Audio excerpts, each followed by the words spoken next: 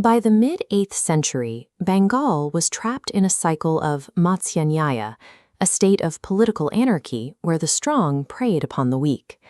Decades of internal strife and warfare between rival factions had left the area fragmented and leaderless. To stop the bloodshed, the regional chieftains broke from tradition. In 750 AD, they united to elect a single leader, a man named Gopala, to take the throne and end the chaos.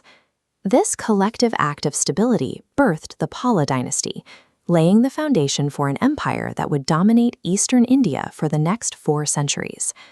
This map shows the massive territorial scale the dynasty achieved under Gopala's successors, Dharmapala and Devapala. They expanded the empire's borders across Bengal, Bihar, and Assam, reaching into parts of Odisha and northern India. These kings were also prolific builders. They commissioned monumental religious centers, like the Somapura Mahavihara at Par Harper, whose sprawling brick ruins testify to its status as a major landmark of the Buddhist world. By the 9th century, the Palas had transformed from regional rulers into an imperial and cultural superpower, whose influence was felt across Asia. But following the death of Devapala, the dynasty's strength began to erode. Internal decay weakened their defenses, leaving them vulnerable to incursions from the rival Pratihara and Rashtrakuta empires. The crisis reached its peak in the late 10th century, when the Kamboja Gaudapatis seized northern and western Bengal, effectively occupying the Pala heartland. The once mighty Pala domain was reduced to a remnant in southern Bihar. For a moment, it appeared the dynasty's influence had been permanently broken.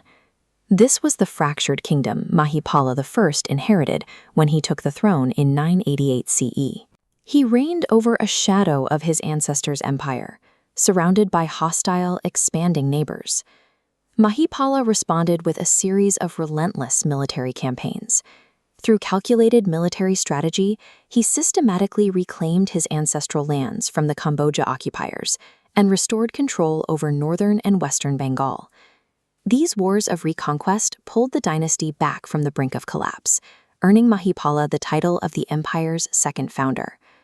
After securing the borders, Mahipala shifted the empire's resources toward large-scale cultural and educational projects, echoing the priorities of the dynasty's early golden age. He poured wealth into the region's academic infrastructure, funding the restoration and expansion of the massive campuses at Nalanda and Vikramashila. His administration also repaired ancient shrines that had fallen into neglect, including significant restorations at Sarnath and the Mahabodhi temple at Bodh Gaya.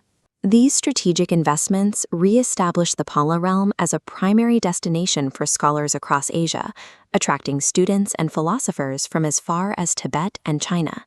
While Mahipala was a devout Buddhist, his domestic policies were defined by religious tolerance. He continued the tradition of funding Hindu temples and Brahmanical institutions alongside Buddhist ones. This stability brought a period of prosperity to the common people.